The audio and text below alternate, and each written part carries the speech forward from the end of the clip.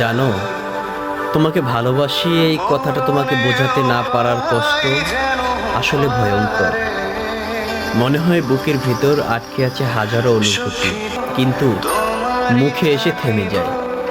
প্রতিদিনই ইচ্ছে হয় তোমাকে বলে দিই তুমি আমার কাছে কতটা গুরুত্বপূর্ণ।